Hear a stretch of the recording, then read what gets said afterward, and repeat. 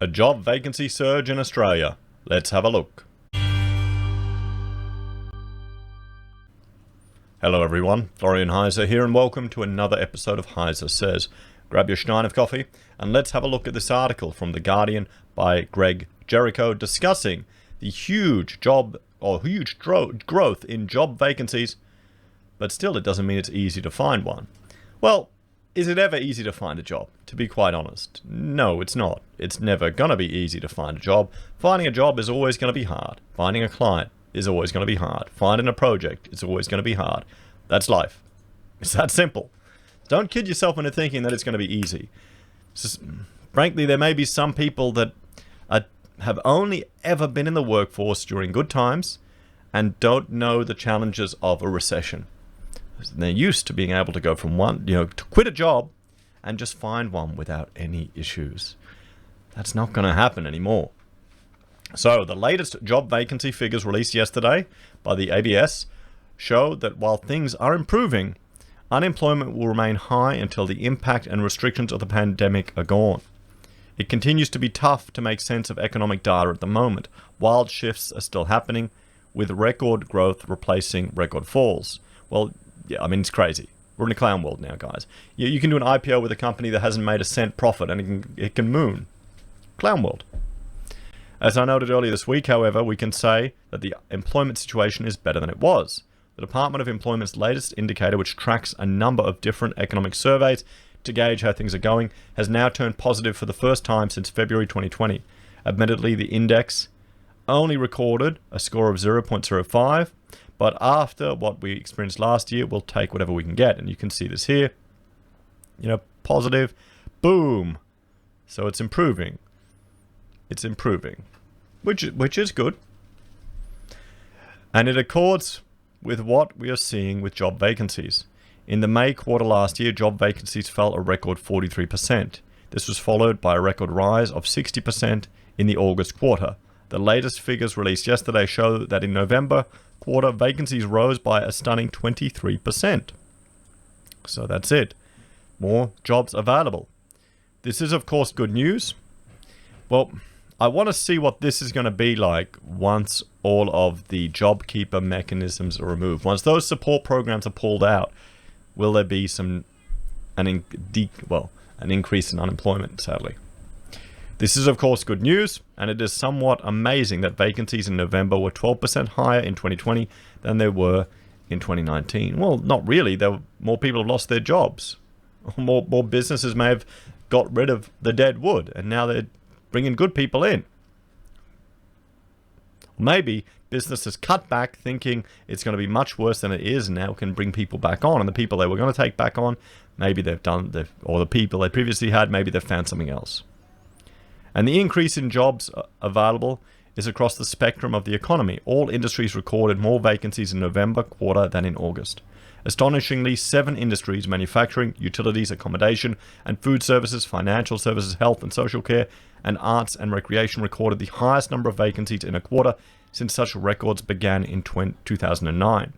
Vacancies in the arts and recreation sector grew by 233% in November.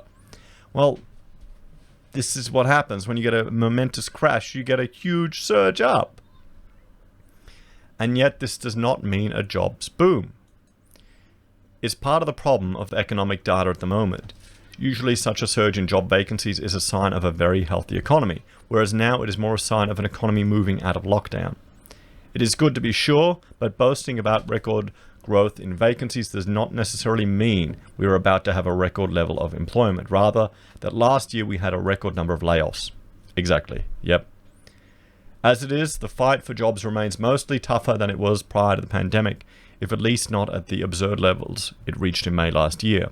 Across the nation in November, there were 3.7% unemployed people for every job vacancy. The hardest states to find work were Victoria with 4.2 unemployed per vacancies, Tasmania with 4, and Queensland with 3.9. The best were WA, New South Wales with 2.4 and 3.2 respectively. We can see here unemployed people per job. So it's going down, everyone. But the question is, how many of those unemployed people are leaving the workforce? That's where you get the potential scarring from this event. And that's the long-term impact on the economy. This is why the government is creating discriminatory incentives for people to hire younger people. I know it's unfair. I know it sucks. But if you're like me, you're 40 plus, you should be able to add that extra $100 value. And, if you get kicked out of the workforce and never join, that's 20 years. If someone 20 who leaves the workforce and never joins, that's probably another 40 to 60 years of potential work. Because we know the pension's going to go up to 80. It has to one day, guys. So it is worth noting that only in New South Wales and Victoria was the fight to get work tougher in November than it was in February. This is because the number of vacancies more than compensated the increased unemployment. But this does not really mean it is easy to get work. Well, it never is easy to get work. What the relationship, well, okay, maybe it is. You've got to understand, my bias is as a small business owner, for me to get work, I have to go source clients. It's kind of a different world. What the relation, actually, I'm thinking back, when I was a student, it was easy to get architectural work.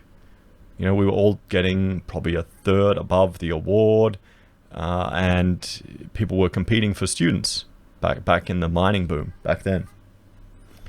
What the relationship between the job vacancies and unemployment shows is the number of vacancies is really an aberration, and also that the labour market is massively constrained at the moment.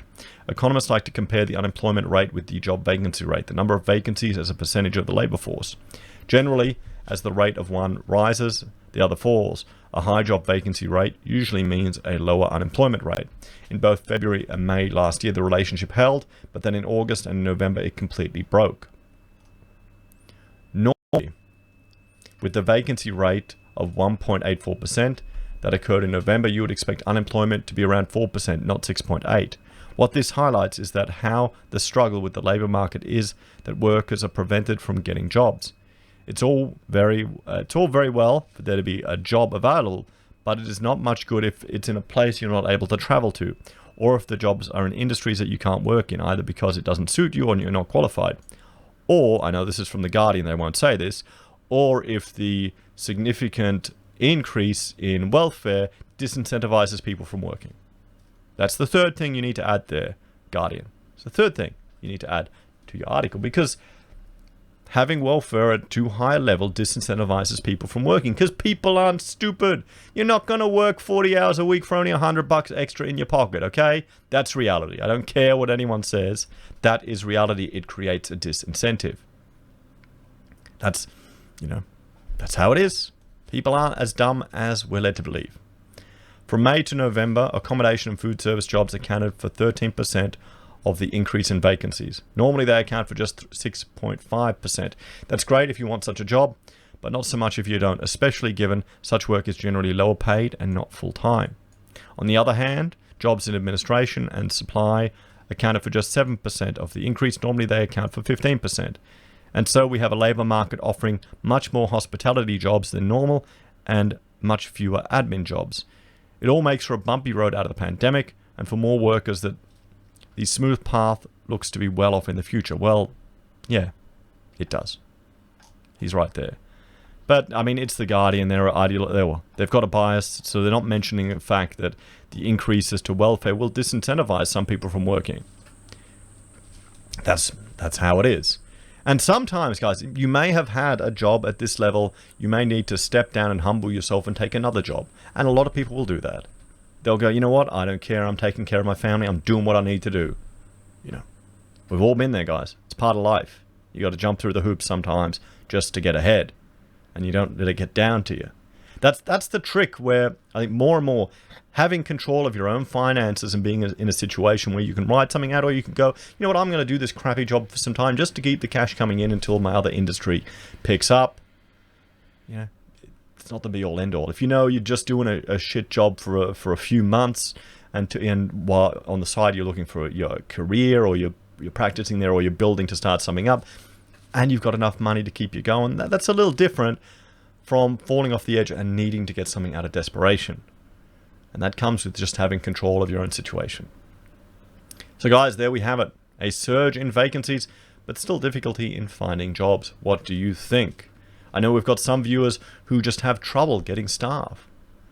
One viewer was saying in the comments the other day over in WA, they've got a little, bottle and little hotel, and they've got trouble finding cleaners and other staff. And they were saying one of the issues was that accommodation is the real big problem, because so many of the properties in their area have been bought by Airbnbers and investors, so no one can get any rent anywhere. So it just flows on. You can't have everyone being a bloody holiday maker. Some people need to live in places.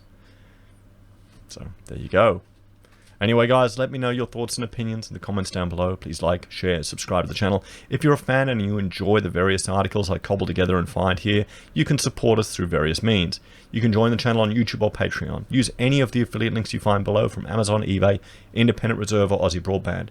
You can buy merch from HeiseSays, use Gold Pass from the Perth Mint, or support us via PayPal. Take care, and I'll see you all next time. Bye for now.